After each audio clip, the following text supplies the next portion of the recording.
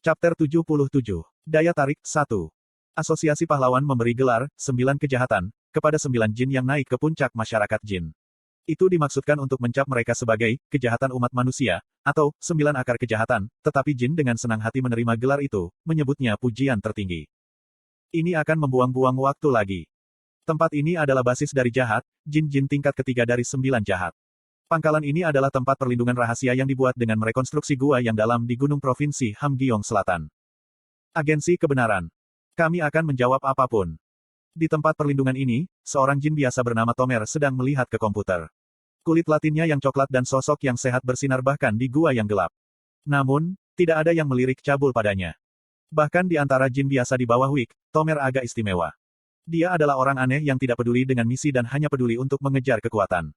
Beberapa jin bahkan meragukannya sebagai jin. Petik 2. Angin apa yang membuat wanita itu tetap di kantor? Jin biasa lainnya bergumam pelan saat dia mengintip Tomer.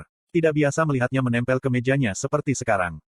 Seseorang memberitahunya tentang biro informasi tentang valet bankuet. Siapa? Mungkin Seth. Pria itu tergila-gila pada wanita. Petik 2. Pada saat itu, seorang agen lapangan berjalan ke kantor. Dua jin yang bergosip dengan cepat membenamkan wajah mereka di meja mereka. Agen lapangan melihat sekeliling kantor, lalu memanggil nama seseorang. Tomer. Petik 1. Apa sekarang? Tomer perlahan bangkit, bergumam pelan pada dirinya sendiri. Agen lapangan mendengar keluhannya dengan jelas, tetapi dia hanya mengerutkan alisnya dan tidak mengatakan apa-apa tentang itu. Tomer adalah jin muda dan muda yang baru berusia 20 tahun. Tapi itu hanya posisinya yang biasa. Keahliannya cukup untuk mengklasifikasikannya sebagai elit. Ada misi. Sebuah misi. Ya, misi pengamatan. Agen itu menyerahkan setumpuk dokumen tebal kepada Tomer. Sambil mengerutkan kening, Tomer menerima dokumen. Melihat lekat-lekat ke laptop saya merenung. Tomer sedikit jin yang tidak biasa. Dia menjadi jin untuk satu tujuan.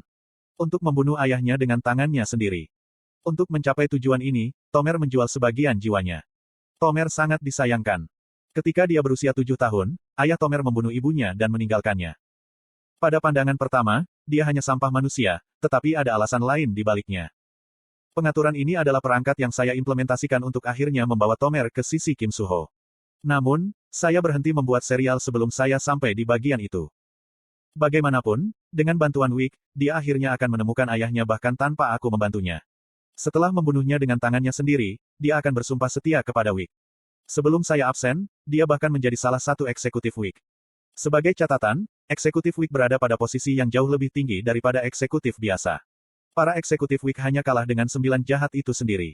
Dengan kata lain, mereka adalah pemimpin masa depan masyarakat jin.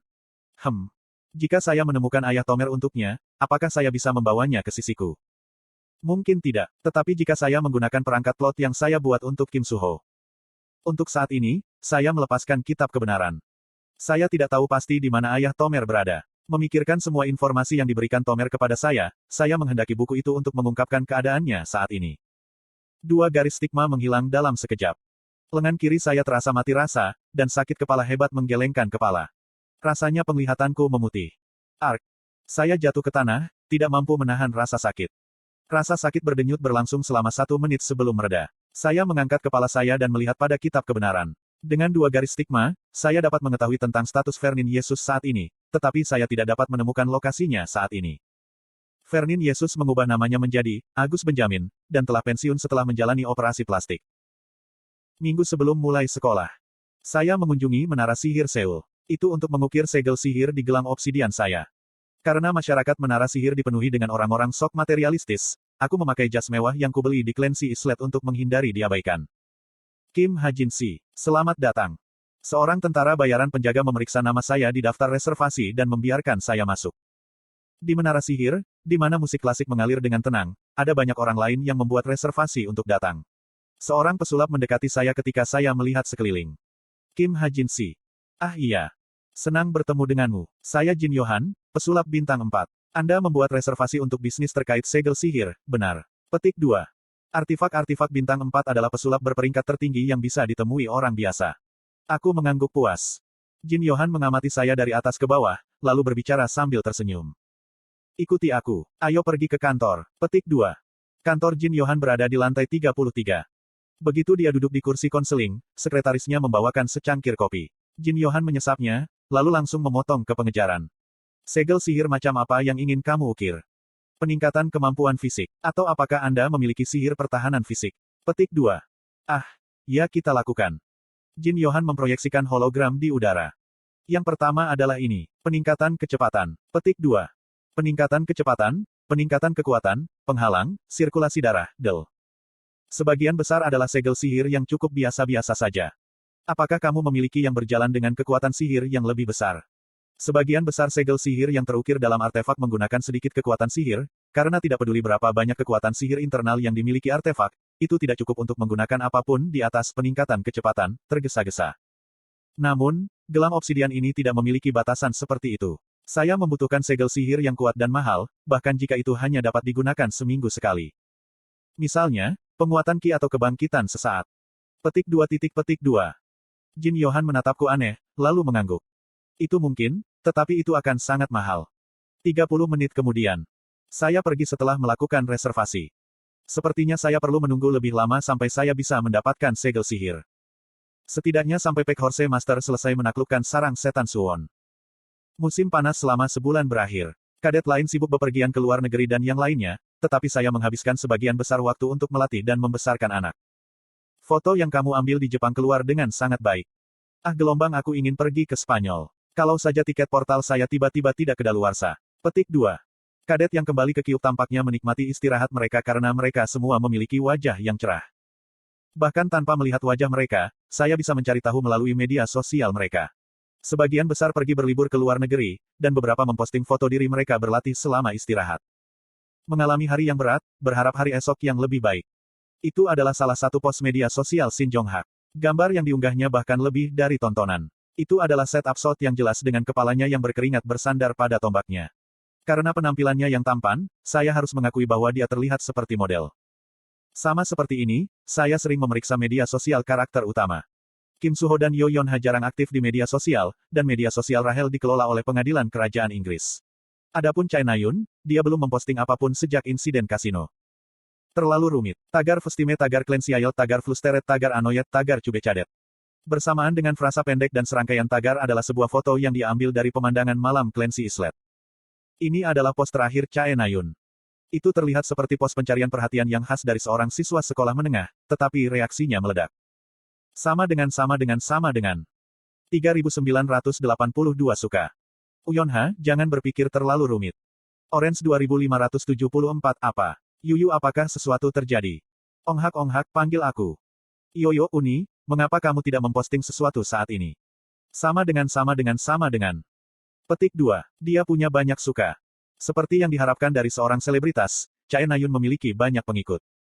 Melihat itu, saya merasa dikucilkan, jadi saya kembali melihat stok. Tidak akan lama sampai stok Pek Horse Master melejit. 5 menit kemudian, jam 8 pagi. Kim Soo-hyuk berjalan ke ruang kelas. Begitu dia tiba, dia mengetuk mejanya dengan keras dan menarik perhatian para kadet. Hari ini adalah awal semester kedua. Seperti yang Anda ketahui, semester kedua hadir dengan perubahan besar. Tidak hanya peringkat Anda akan berbeda, kadet baru juga akan bergabung dengan kelas. Mungkin beberapa dari Anda pergi ke upacara penyambutan kemarin. Petik 2. Upacara penyambutan. Mulai dari semester kedua, pesulap yang ingin menjadi pahlawan akan datang ke Kyuk dari 10 Akademi Sulap Korea. 20 pesulap per kelas dengan total 200. Aku sudah mencatat pesulap yang akan memainkan peran penting. Murid pindahan ini akan bergabung dengan kami mulai hari ini. Silahkan masuk. Dengan instruktur mulai bertepuk tangan, taruna juga mulai bertepuk tangan. Kemudian, pintu depan terbuka, dan 20 penyihir berjubah hitam berjalan masuk. Pada awalnya, saya menatap mereka tanpa banyak berpikir. 1, 2, 3. Lalu tiba-tiba, mataku melebar. Apa? Di antara 20 penyihir, ada seseorang yang seharusnya tidak ada di sana. Kulitnya memutih dan rambutnya dicat lebih gelap, tapi aku yakin. Itu Tomer. Tomer dibesarkan di Korea sejak usia 10 tahun dan diterima di Akademi Sihir Gangwon-do. Meskipun dia berhenti setelah 4 tahun, kecewa dengan komunitas pesulap, statusnya dijamin hanya dengan diterima. Dengan beberapa jin yang merupakan bagian dari eksekutif Kyuk, dia memang orang yang baik untuk menyusup ke dalam Kyuk. Semuanya, duduklah. Mendengar kata-kata Kim Soo-hyuk, para penyihir duduk di kursi kosong. Sekarang, aku akan mengumumkan perubahan peringkat. Tomer duduk di kursi tengah. Menggunakan jam tangan pintar saya memeriksa apakah saya menerima pesan di laptop saya. Tomer, meskipun dia memainkan peran penting dalam cerita, penampilan dan kekuatannya terlalu mendadak. Lebih baik untuk membuat koneksi antara dia dan karakter utama lainnya dari awal. Petik 2. Cih. Melakukan hal-hal yang tidak berguna lagi.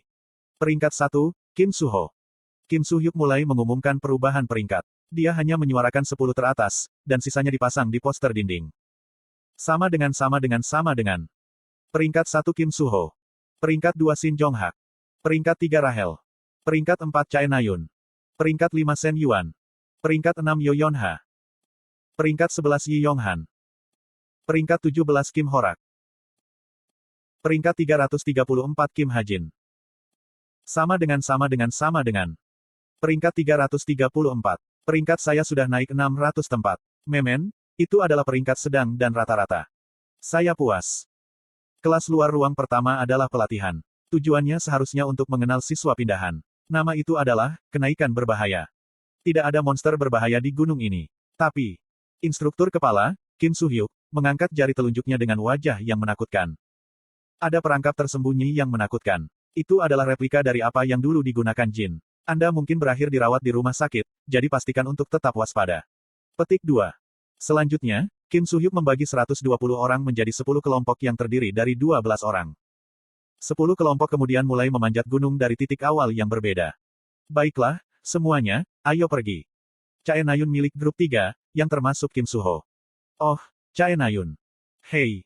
Chae Na-yun dan Kim Suho memimpin 2 penyihir dan 8 kadet ke kaki gunung. Tidak lama kemudian, merinding mulai muncul di lengan mereka. Angin tidak hanya dingin, lingkungan mereka juga menjadi gelap. Sebagai catatan, saat ini jam 10:30 pagi. Hanya lingkungannya yang menakutkan dan cukup menyeramkan, tetapi ada juga semua jenis perangkap seperti yang dikatakan instruktur. Api tiba-tiba muncul dari tanah, ranting-ranting pohon melingkari mereka seperti tentakel, dan bahkan hantu tampaknya menakuti mereka. Petik 2. Ya Tuhan, hatiku hampir jatuh. Ketika hantu wanita menyeramkan muncul, para taruna semuanya jatuh ke tanah. Apakah Kyuk mencoba memberi mereka mimpi buruk untuk merayakan awal sekolah? Chae Na-yun menghela nafas panjang saat dia meletakkan tangannya di jantungnya. Ya ampun, ini terlalu menakutkan. Bahkan Kim Suho bergumam dengan keringat dingin. Melihatnya, sebuah pikiran tiba-tiba terlintas di benaknya. Orang yang dia terus pikirkan, dan membuatnya merasa rumit. Hei. Apa? Kim Suho memiringkan kepalanya. Chae Na-yun melihat sekeliling dengan diam-diam. Kadet lain berusaha menenangkan hati mereka yang terkejut dan tidak memperhatikan mereka. Konsekuensinya, dia mencoba untuk bertindak sesantai mungkin, karena dia mengemukakan sesuatu yang tidak ada hubungannya dengan situasi saat ini. Hei, kamu temanku, kan? Apa, kenapa bertanya begitu tiba-tiba? Apakah kamu sakit? Petik 2. Jawab saja aku. Ya, tentu saja.